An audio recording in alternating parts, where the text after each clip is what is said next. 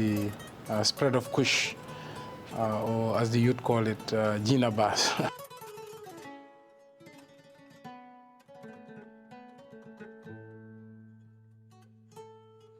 The poll by the gate you are seeing, he just hold the poll. He said he's going to approve the poll. We once had a patient who came, with 2 pliers. So as soon as they arrived, we told the escorts to, release the pliers. The patient himself shouted that they should not release it. Give you money. Yes. Yeah, man. It make you airy. Yeah. It give you woman. The government have to be ready to pay the price.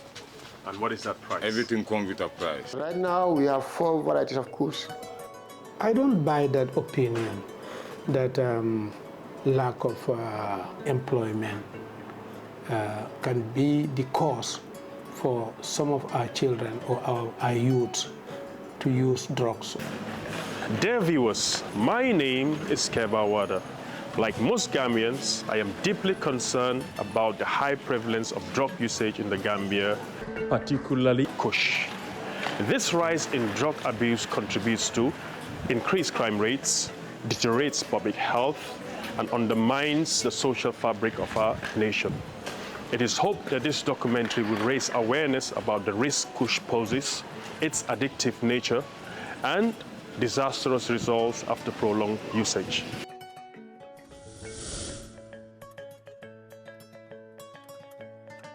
So, Mr. Ghost, Yeah, I've heard a lot about Kush. for real. So we're here today to find out what exactly is Kush and what brought you into Kush. So we'll start off with you. Can you tell me a bit about yourself? How did you get into hard drugs? Yeah. Thank you very much, my brother. I really love your dress. I like it, Yeah, this is the ghost speaking, Yeah.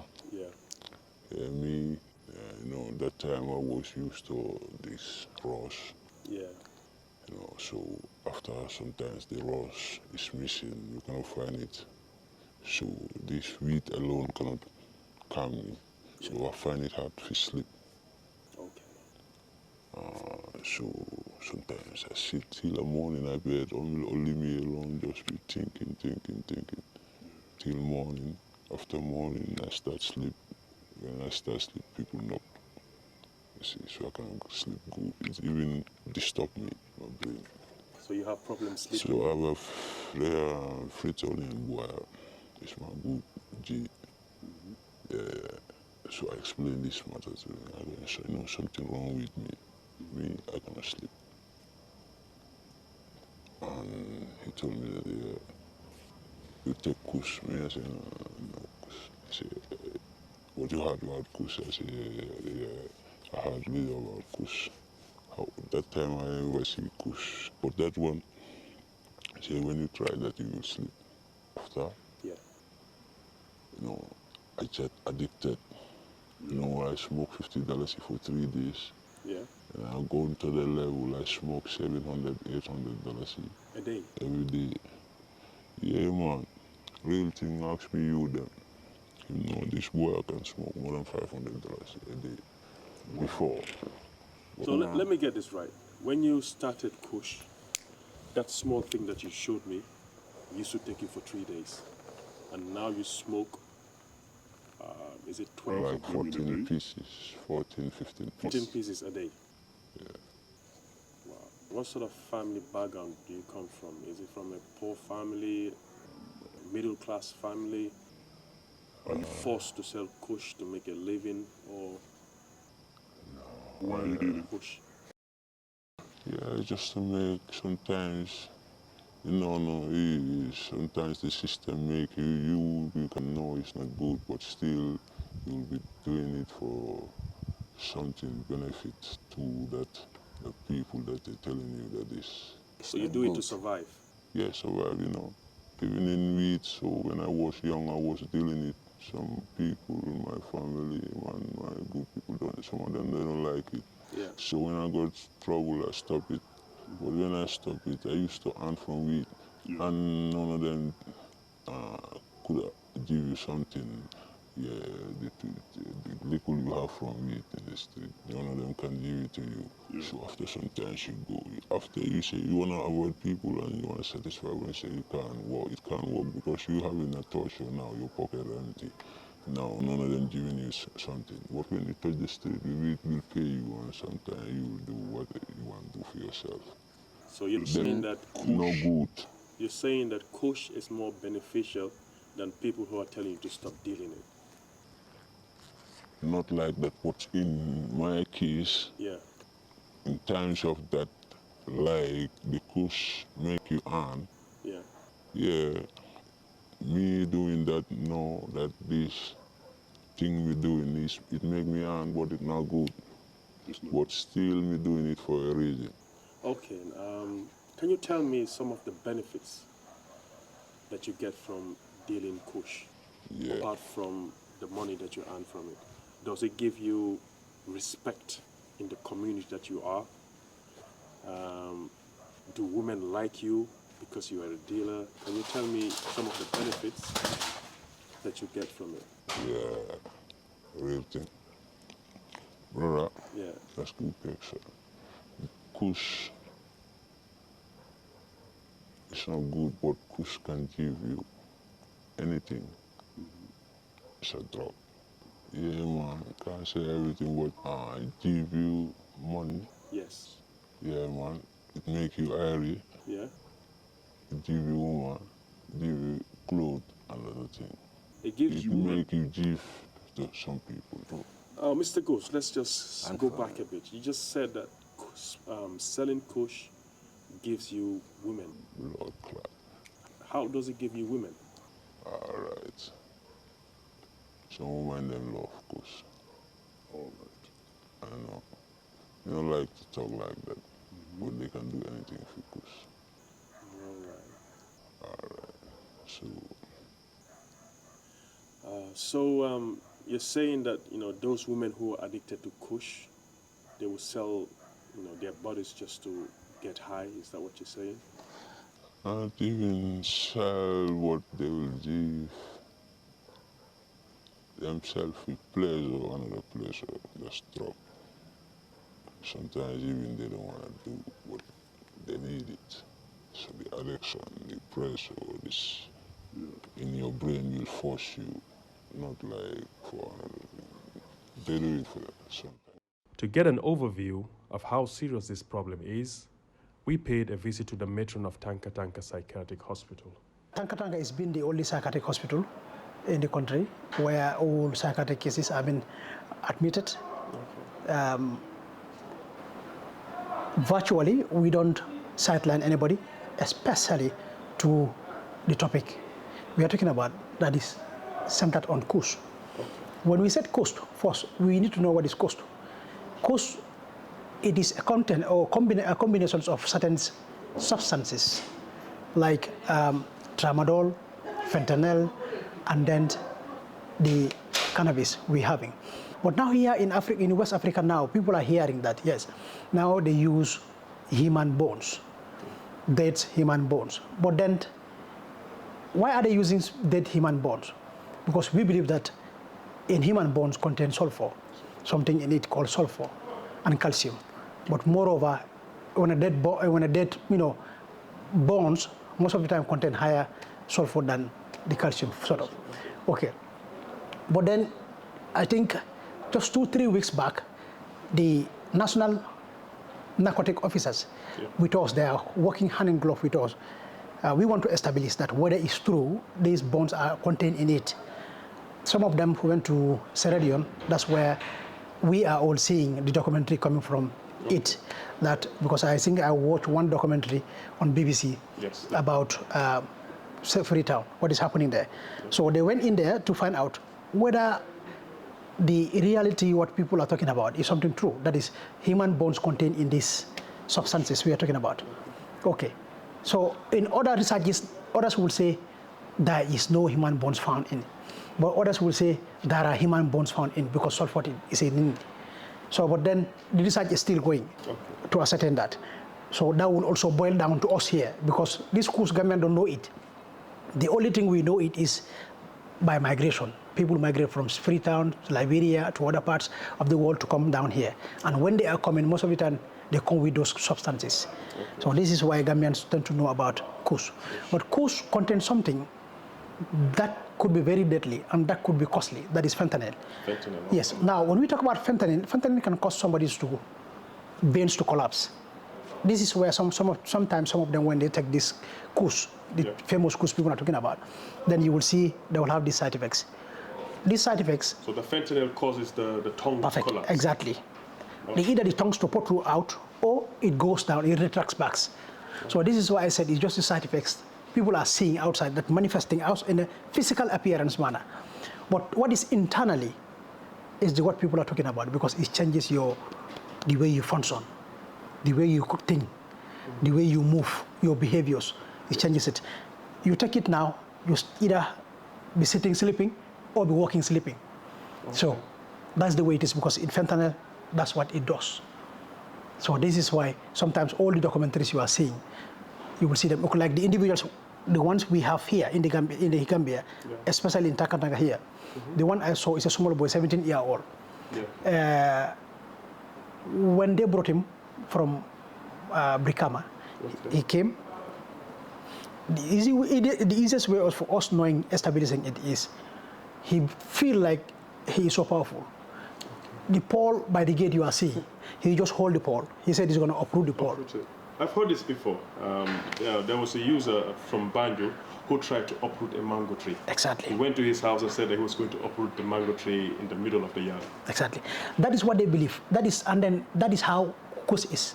Because when you take it, it takes you into a certain mood, it elevates your mood up high.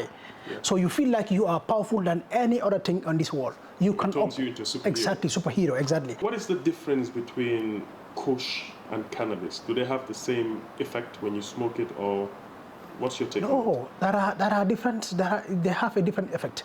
But cannabis, it could be cannabis sativa or indica, or because cannabis contains some substances called THC.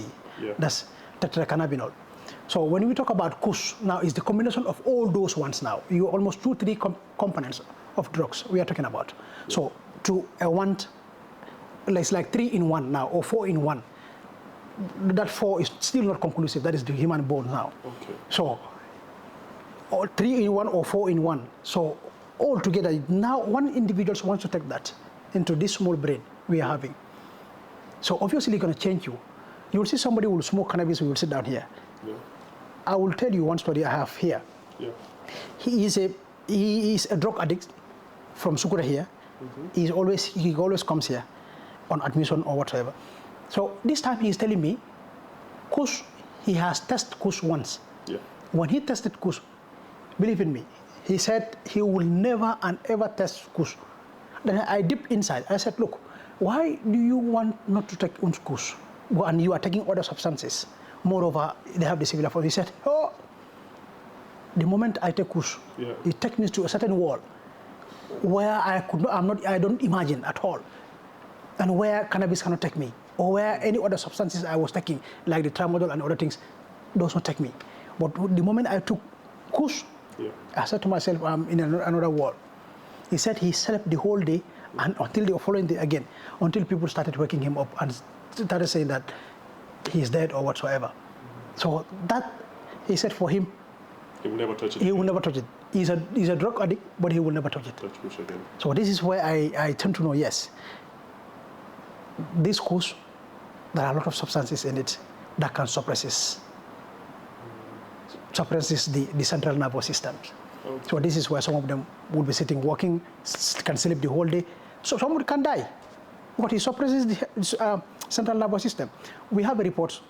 So when it suppresses the central nervous system, what happens to the body? Does it shut down, or does it struggle to breathe? It's shut down.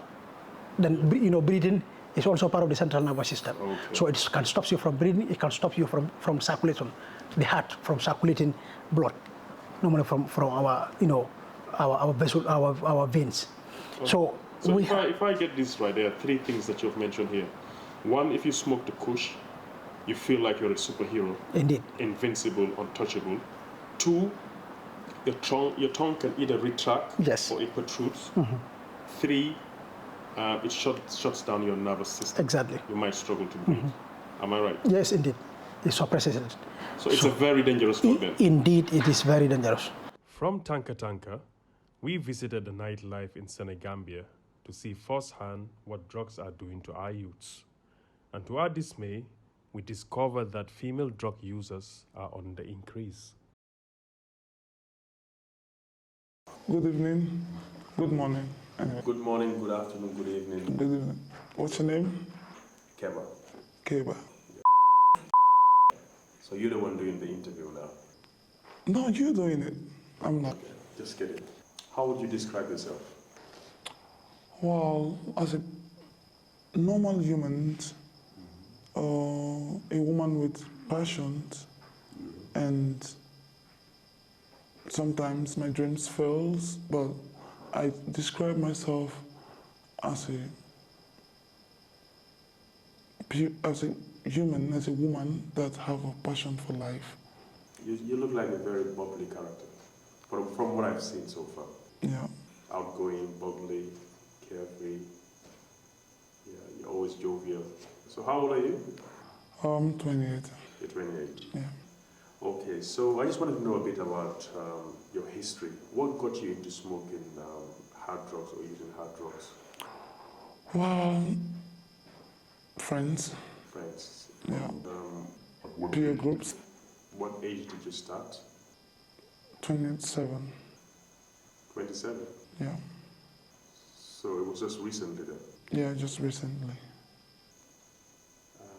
Did you start using hard drugs to get away from, problems you were facing or to get away from it? Yeah, I started using them because I was stressed, and when I get into it, I think it's going to be the best solution for me to get away with things, but I think it's worse for me to be doing it. It get me weird. Yeah. So if you had the opportunity, to beat this habit, would you? It's my wish. I wish to quit from it, and I wish to achieve my dreams and my aims in life. Can you just tell me about your dreams? What are your dreams in life? What do you want to be? What do you want to achieve? Well, first of all, I wanted to study journalism. Yeah, and then 1 year, start 6 months, and my father died, and I couldn't proceed. I was really trying my own life, then I got into bad times. Is your mother still alive? Yeah. Are you the breadwinner? Sure. It's not easy. All right. So did you start off with cannabis? Yeah. Then from cannabis, what happened? From cannabis, then one day I was having my own business, trying to have my daily bread, and I have my friend. She normally come to me, spend the day with me, and she went in my house one day and she said, I have this shit called crack or what, can you test it? So she bring it every day, we going on, and then I become mastermind of the shit. Sorry. Yeah. It's cocaine. Yeah, it's cocaine, sure. So from weed you went to cocaine. So how about this drug called Kush? Have you tried it? Well, I've tried Kush. Yeah. Yeah, I've tried Kush. And like Kush, of course, makes me like, I don't look like a human. I look like a zombie. Are you one of those users that when you use it, you just stay in one spot and you're like rocking? No, when I do it, I become stubborn. You become stubborn? So stubborn. I don't listen to nobody. Even you talking here, I will be thinking of doing another thing. So I have a different emotion when I do Kush. I was having a conversation with one of the drug dealers. Yeah. And he was telling me that when women really want this drug or the Kush, it drives them to do so many things. So as an addict, as a user, what will you do to get hold of this Kush or to smoke it? When you don't have the money to do it, you're going to go through many things for you to just have it for the moment. and it's going to be with you like 5 minutes, and then you want another. So what have you done, just to get high on Kush? Well, it misleads you. Maybe you have sex with some men, you don't want to do it. So you sell yourself? You sell yourself because just you want to have it. So how little do you sell yourself for? Well, it depends on the kind of woman you meet and the kind of way she's really needed. Well, for me, for my own, as a woman, like sometimes if man say I give you 500, 400, I will go because I need it more and more. Because I cannot go sleep with you and after 1 minute I will need another one and I go sleep with another one. So I have to get the patient to get what I want and get what I want. Cairo is not only a Kush user, but also a cocaine addict and a prostitute. Just how many of our youths, especially our sisters, are in a similar condition? We headed to the drug squad to find out the level of nuisance drugs is playing in the country. So drug use, is it a serious issue in the Gambia? Is it something that we should be worried about? Actually, drug use, going by UNODC's report, is a global problem. And Gambia is not exceptional. Because, as we all know, drug is an addictive product, which is either been tested through peer, friends, or in doubt to know what is the substance itself. And something addictive, you will know the level of its addictiveness. You try it once, twice, you will be hooked on it. There's a different type of drugs also. Some of them you can use them for longer period, you will not be addictive. Some of them are highly addictive. And those addictives are the most expensive drugs. And the drug barons or peddlers also have a targeted groups that they focus on, which is a middle income family that their business can be very at least value in that society. When you look at, let's take a scenario. Example like cocaine, heroin, and the benzodiazepines. Those are the clonazepam, diazepam, and others. The highly consumption or addiction level, you'll find it within the greater Banjul area. Because cannabis is reasonable, those addicted, you find it within the upper area because the price there is reasonable, they can afford it. But here to buy cocaine in the provinces, your means of income is very expensive. And the dealers also know that for me to make my money is within going around Fajara, Bakau, towards Senegambia, down to Serekunda area. That's where my market can be. That's the problem. This Kush we are talking of is called cannabis indica. Why it is bad, I know where you are heading to. It has some adulterated products added to it. That cause all these medical complications we are facing today. Okay, so can you elaborate on the dangers of smoking Kush? Actually, medically, because the task force comprised of medically, we realize that right now the dangers of Kush is alarming. It's alarming. The numbers are on increase of abuse. Trafficking is going down. What does that signify? There's people harboring those people dealing with Kush dealers or these Kush dealers. Because we realize that the DIP at Tanka is on the increase as drug-induced psychosis. The cases reported to the health facilities are not dropping. They are either stagnant or on increase. That means somebody somewhere is able to deal with this thing. We are also doing our utmost best, going with the intelligence to find out where problems are. But we need community support because this thing is a problem that is not and shall not be and cannot be handled by Delik alone. We need the public support. We need confidence and value information from the society for us to fight this drug menace in this country. How many different types of Kush do we have in the Yeah, right now we have 4 varieties of Kush. As per the research we are moving on, because they have different RF or no analysis. And the composition products looks differently morphologically. Their response to react on the chemicals are different. One can say the characteristics of each analysis are different. That shows that the chemical added to it are different with other chemicals. Yeah.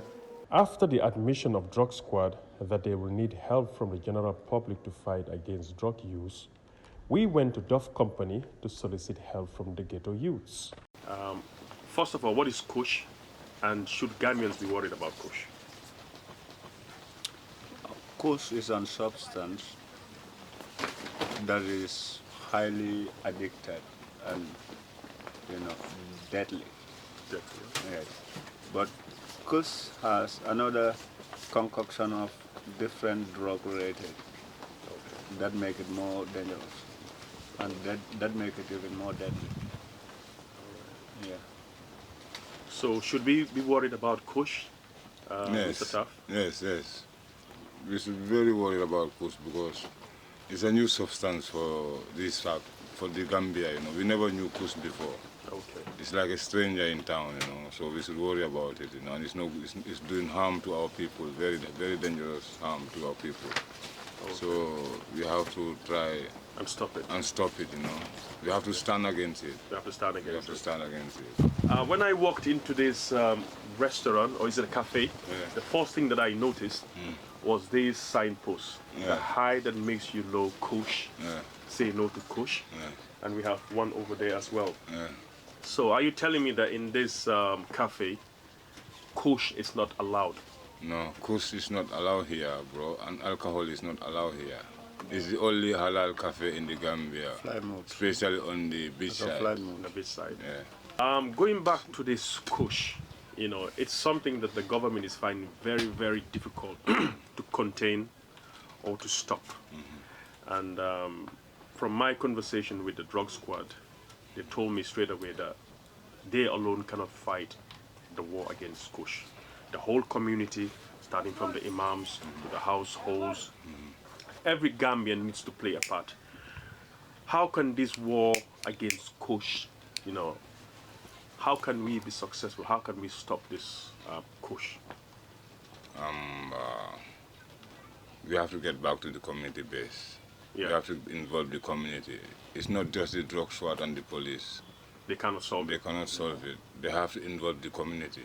Yes. Because all the people selling Kush or dealing with Kush are from the community. Yes. So when drug squad have associated with the community so much more than now, then they can make a solution. But the drug squad, the police, the soldiers, the community, everything is apart in the Gambia. Everybody is apart. Okay. And that communication, that association is very important for all these sects to come together. Okay. So I think they have to come back to the community. Yeah. You have to. The government have to be ready to pay the price. And what is that price? Everything comes with a price. What is that price? At least they decriminalize cannabis. Okay. If they decriminalize cannabis, because our people have been tortured and harassed for many years about cannabis. Okay. But we never see this kind of disasters coming. What is happening from Kush? Okay. Cannabis doesn't cause no harm.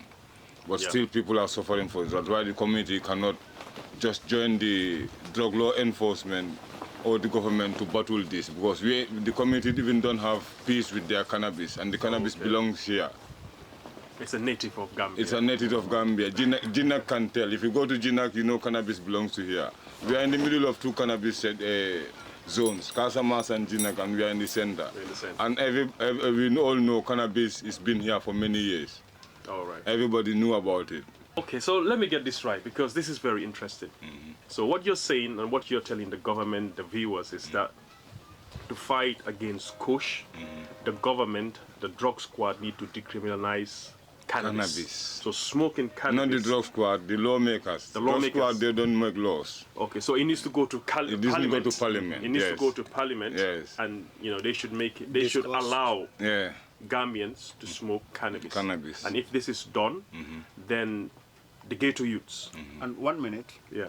Is a very very positive idea to do that in order to fight hard drugs. Yes, hard drugs. Yes, because the most phenomenal thing on cannabis is that we never saw somebody who died because of the result of smoking cannabis. Okay. Have you seen it? No, I've never heard of it before, no. So how deadly is it related to other serious drugs? Cocaine is here. What right? they're saying, it's a stepping stone to harder drugs. If you start off with cannabis, it might trigger you to try other harder drugs. That's just from poor mentalities. Drug cannot be stopped, generally. That's why they, even drug squads, some of their levels, you see drug control. So it should be controlled. Yeah, you can only control drug throughout the world, but you cannot stop drug. So to stop, to minimize or to control it, you must allow the lesser, harmful ones, the less harmful ones. Okay. You give priority to those one, to that one. Even you are not decriminalize it, but you can put a system that will control it. Like if the seller should sell cannabis, it should be registered and it should have a limited age whom to sell. Okay, so otherwise, only over 18 should be allowed to smoke it. Exactly, and make a policy that will control the street smoking of cannabis. Okay. Because this is unstoppable. That's the hard fact. So what you're saying that if at all it's they give it the okay that you're allowed to smoke cannabis, it shouldn't be done in the open. That's one. Yeah. Second one is there needs to be an age limit. Those who are under age shouldn't touch it. Excuse me, Keba. Yes. Even cigarette is not allowed to smoke in the open, public place. Okay. So if cannabis is decriminalized, it's not going to be allowed to smoke in the public. All right. It's not, you can smoke it in the open, but not at public place. Maybe places like beach and Bagayard at your home, smoking zones. So where smokers are. And they can regulate it and license it as well as they do to cigarette and alcohol. Yes, because that is white man product. That's why nobody's arresting nobody for it. Because we are still slaves. Yes, definitely. Okay, we are still slaves mentally. Why are we allowed to consume alcohol when it makes you drunk? But we're not allowed to smoke cannabis when it makes you high. What is the difference? So that is your argument then? The alcohol belongs to the white people. That's what it is. That's very simple. It's a white man product, and they regulate it and collecting tax out of it. So they make it's benefiting white man. That's why they license it and let it be. Okay, because cannabis is benefiting the poor man and black people. And it's mostly growing from black countries. Cannabis is grown all over the world. Anywhere a man can go, cannabis follow them. It's the only tree that is grown all over, only plant that is growing all over the world. Okay. Anywhere a man can go, cannabis will follow them there. For certain reason, people don't want to search about. I've heard of an other name that Kush is called. What is this name?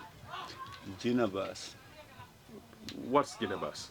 The reason why they call it Ginabas is simply because that lady is very fast on running. Is it that Gambian athlete? Yeah. The police officer? Yeah, and very fast. All right. She had a fast speed of running. So this particular substance has a fast speed of trickling you to feel that hype, that dose on it. How many puffs do you need to take to get high? It doesn't matter how many puffs you take. Yeah. It depends on you, the particular person that is consuming. Okay. Some people take one puff and they start to misbehave. Some people 2, 3 to get high or to misbehave. Take their lives. To get high or to misbehave. I'm telling you, 3 puff take life. This is how speedy it is. 3 puff dose take life. And I've been sit with somebody who knows a lot about the Ginabas. Yeah. He's a Freetonian. He told me that Ginabas, 1 puff of Ginabas, it's like 6 hours dose. Wow. Could you imagine? Of cannabis? Yeah. 1 puff of Ginabas? Yeah, 6 hours dose. 1 puff. Could you imagine? This is serious.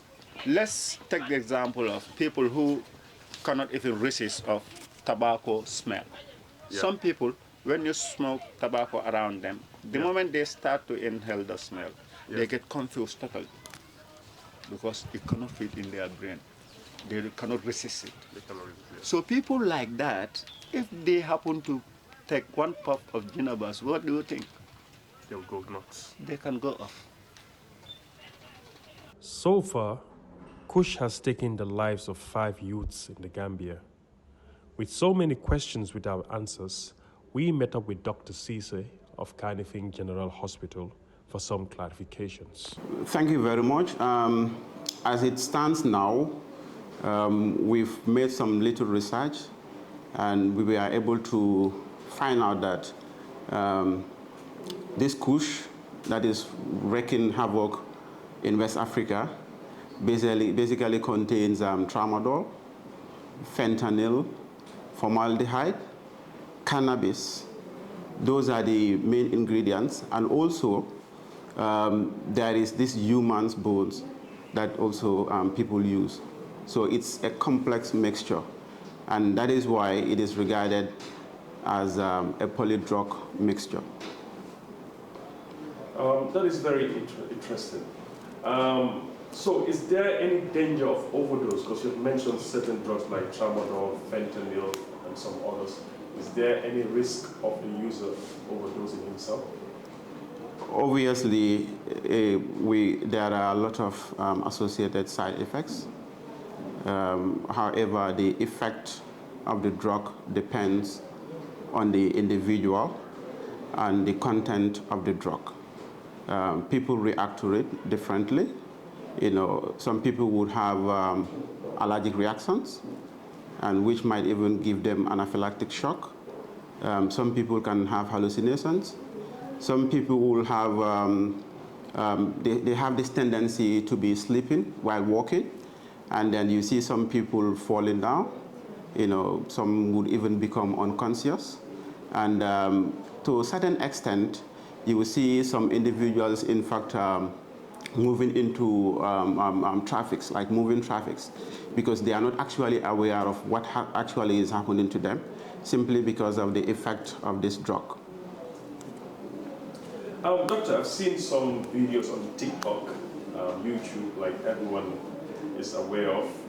What causes the tongue to retract after using Kush? Yeah, so the forensic science is, aware of this particular drug. However, a little is established on some of the dangers or some of the causes of the side effects. However, what we know, as people working at the emergency, is that we believe the cause of their tongues being swollen is as a result of allergic reaction. And that is why some people, when they come with that swollen tongue, you give them hydrocortisone and some other medications, that usually helps in bringing down the swelling of the tongue. And if that progresses, you might go into anaphylactic shock if it is actually coming from allergies. Anaphylactic shock is when the body responds to some allergens in a very abnormal way, and that would lead to obstruction or derangement of the vital organs, including the organ system. So you can have derangement in the cardiovascular system, you can have derangement in the respiratory system, and sometimes they even have massive swelling or edema in the respiratory tract, and that could cause death at any time. I've also heard of instances where users or those brought to A&E after using Kush have had their tongues stitched to their bottom lips. Is this true? Yes, we've encountered so many of such, and I think basically they do that, in a form of preventing, their airways, because if the tongue is swollen to a certain degree, it would block your airway, and you will find it difficult to breathe. So they do that to at least, in an attempt to make their airways patent, so they can breathe until they arrive at the hospital. So it's more or less like means to help them so they could breathe and they would not go into airway obstruction before they get to the hospital. But usually, by the time they arrive at the hospital, their tongues are severely lacerated. They usually come with serious injuries as a result of such. I remember we once had a patient who came, with two pliers. So one held the plier this way, the other one this way. So as soon as they arrived, we told the escorts to, release the pliers. The patient himself shouted that they should not release it, because it was helping him, even though the pliers were harming him, but at the same time it was helping him in one way or the other. So if I get this right, normally the stitching is done at home, not here in the hospital. Not really. The ones I have seen, the stitches were done in the hospital. Yes, because when I asked some of my colleagues why they did that, they were like, they've given all forms of medications, but they were not working. And they did that, in the bid to protect the airway, because if they had let the tongue in that manner, it was going to fall back and then, can completely block the airway. So that was one of the reasons they, brought out the tongue and then, stitch it on the lower lips. Okay. Yeah. How about the milk that is given to the users? Is it of any use? Because normally the tongue is held out by a plier, and then they give it to drink tin milk. Is it of any use or? I've not seen any scientific connection to that, but like in a local community, sometimes when people are suffering from certain problems, they would first go in for milk, because they have the belief that if they drink milk, it is going to sort out their problems. But I can't connect this to any scientific basis. So do you have any advice that you can give to Kush users especially, because in a position where you see a lot of Kush users coming to A&E when something has gone wrong. So if there's any viewer out there who's never tried Kush and is a bit curious about this drug and wants to try it out, what advice do you have to give them? So basically my advice will go to the youngsters, both males and females, because the problem is not only limited to boys or males. Even ladies are taking it. In fact, 2 days ago, we encountered a 14-year-old female, who came with swollen tongue because of the effect of this Kush.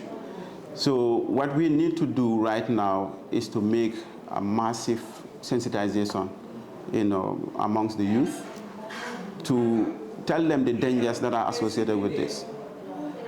In doing so, it does not only have to stop at the radios or at the televisions. We need to meet them in the communities and tell them about the dangers. Because Kush is something that you might take and then you instantly lose your life. So anything that is capable of taking up your life, I think should be something that everybody needs to talk about. So one of the responsibilities of healthcare workers is when they come to the hospital, after doing all the possible means to get them off the problem, we usually sit them down, with their parents or whoever they came with, to talk to them about the dangers of Kush. We know it has different ingredients, and the different ingredients that it has are capable of causing so many problems. So in that case, we need to have a concerted effort from the government, from the population, from the parents, from peers, everybody, even from the security. But what is more important now is to stop the importation of this drug. And we need to do that by all means, whether it has to be a drastic means of doing it or not. But what we need to do now is to make sure that the influx of Kush into the country is stopped completely. And we know where they are coming from. So it will be easy for us to stop it from coming into our country.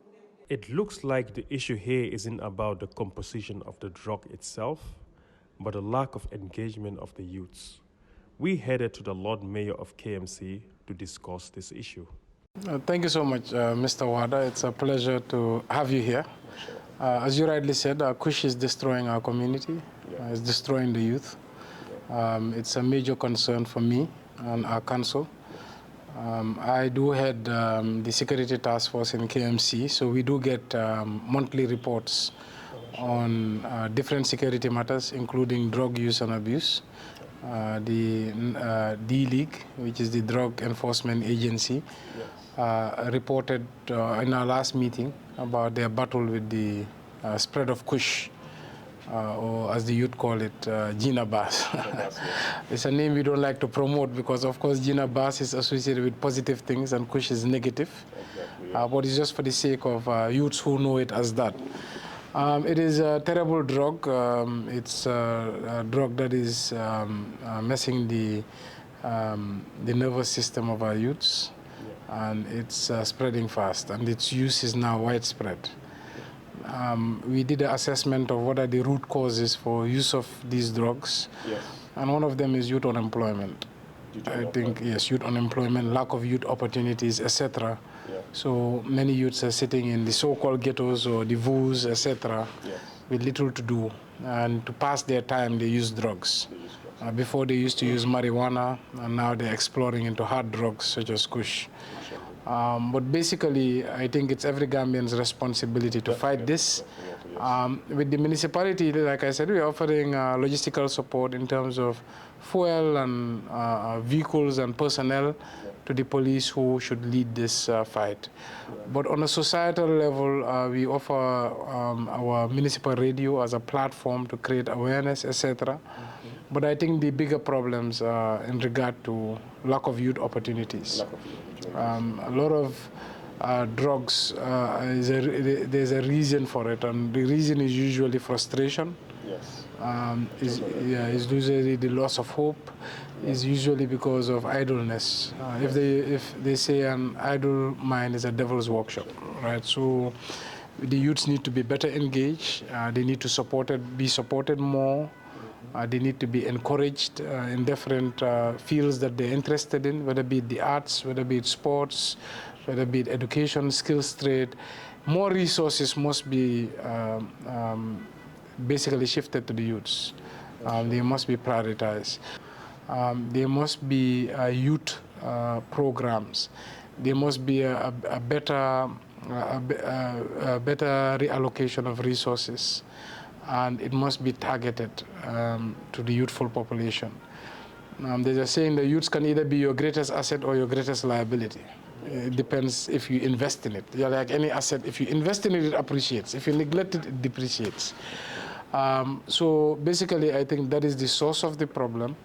We also have another problem with returnees, which is also linked to the same lack of opportunities. Youths going back and not being able to make it to Europe and being returned, or people being deported.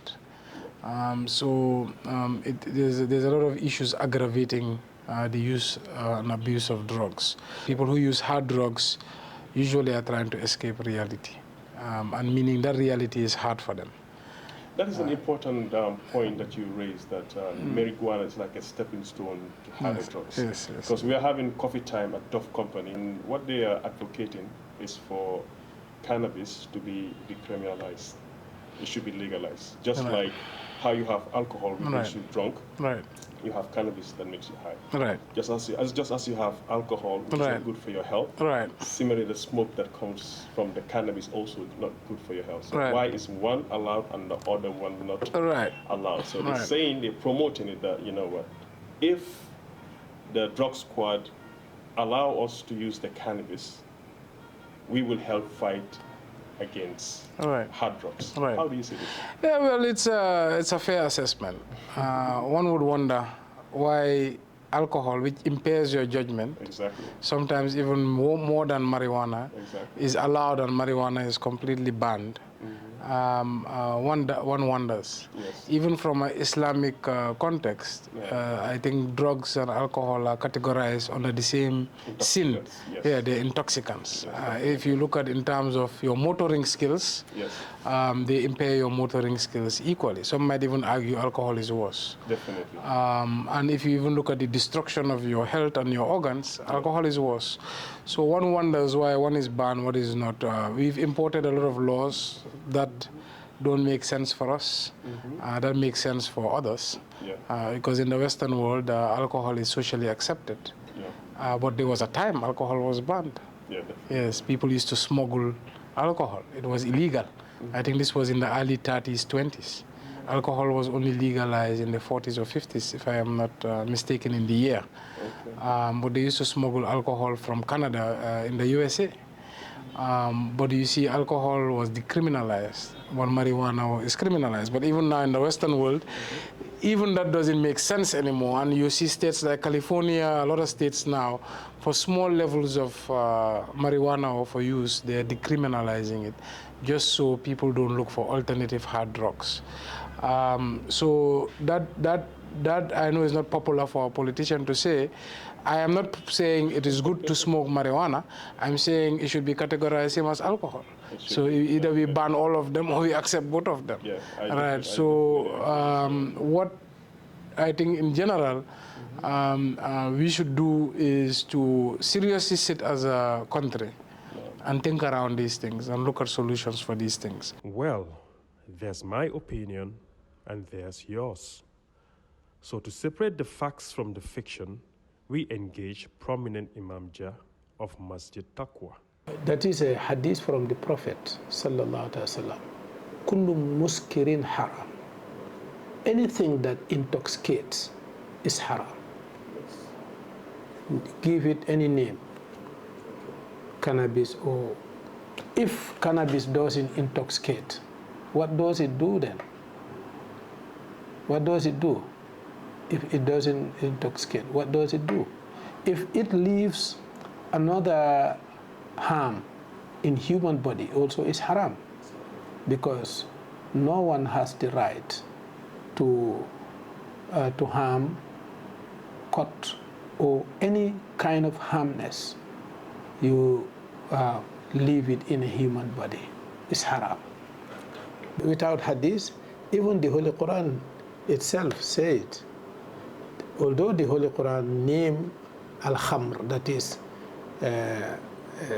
wine, al-khamr, but when you come to define khamr, you say anything that intoxicates is khamr, and anything that intoxicates is haram. Then kullu khamrin haram. Now. So the second point, the youths in the Gambia are saying because they are hopeless, they are despondent, they're stressed, there are no job opportunities in the Gambia. That is what forces them to use these substances, these hard drugs. What advice do you have to give them? Because I believe that, as long as we call ourselves Muslims, we must be tested. So if we are tested, we should not resort to these things. What's your view on it? I don't buy that opinion that lack of, how to call it, employment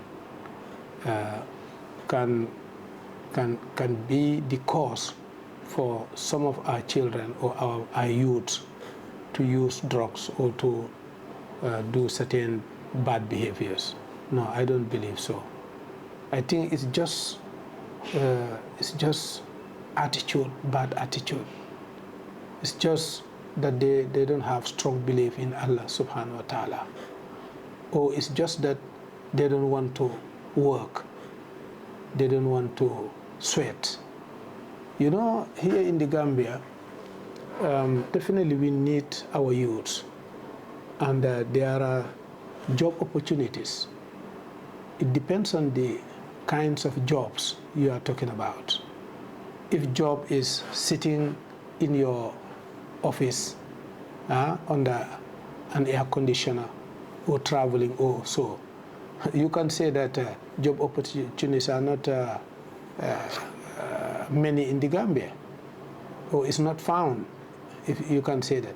But that is not only the job that we expect our youths to expect from government or from the society. There are many other jobs. If you look at our streets, foreigners are doing good jobs, and they are gaining money. And this money sometimes allow them even to travel, even to, enter in a very big how to call it, big business. So why don't we follow the same footsteps of foreigners? Some of them are selling oranges, some of them are, going on the street selling, how to call it, coffee, cafe tuba, and so on.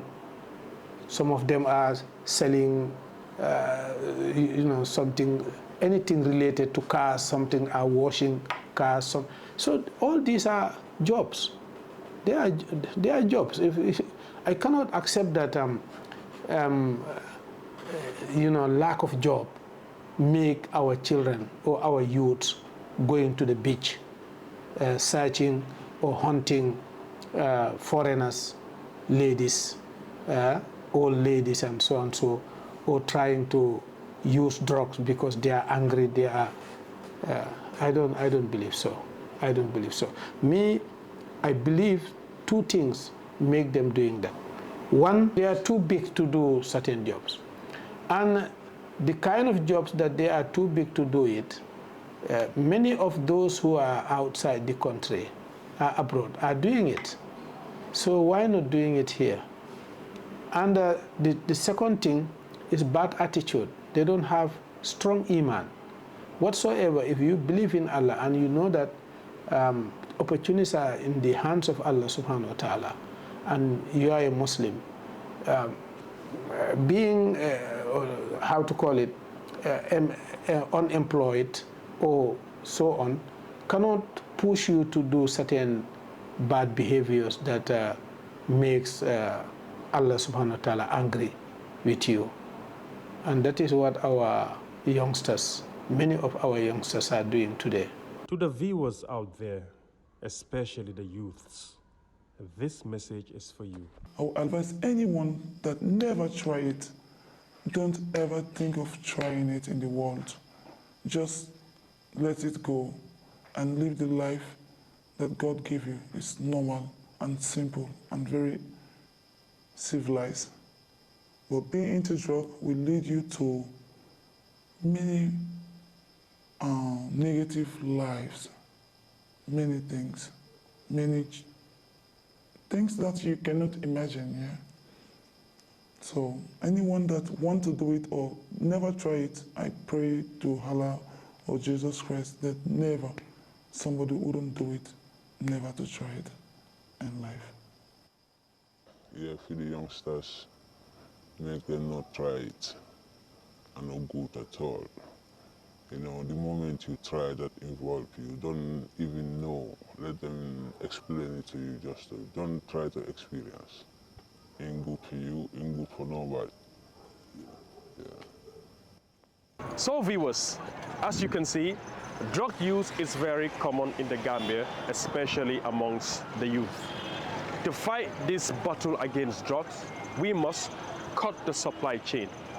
People like the ghosts are small-time peddlers who lack the financial muscle to buy or import in large quantities. There are big barons out there who pay up to $500,000 just for half a kilogram of Kush. Staggering, isn't it? The small-time peddlers only spend $1,000 or $2,000 on it. There are locations in the Gambia where drugs are openly being sold. There should be a zero-tolerance stance on drugs. It must go. We don't want it on our streets.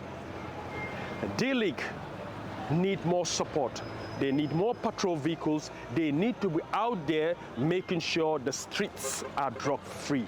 There also needs to be a team that will have media programs to raise awareness about drugs, going from door to door, meeting ghettos. Their purpose is to educate Gambians about the harmful effect of drugs and not to arrest people. Finally, Beat the Habit is a foundation that aims to eradicate drug use in the Gambia and prostitution. We rely on your support and help. Without it, we won't be able to realize our objectives. We are appealing to NGOs, the government, philanthropists, and the general public to assist us achieve our aims and objectives by supporting our foundation. Through your support, we would be able to build the first rehab center in the Gambia run skill centers for our patients, and provide them with counseling.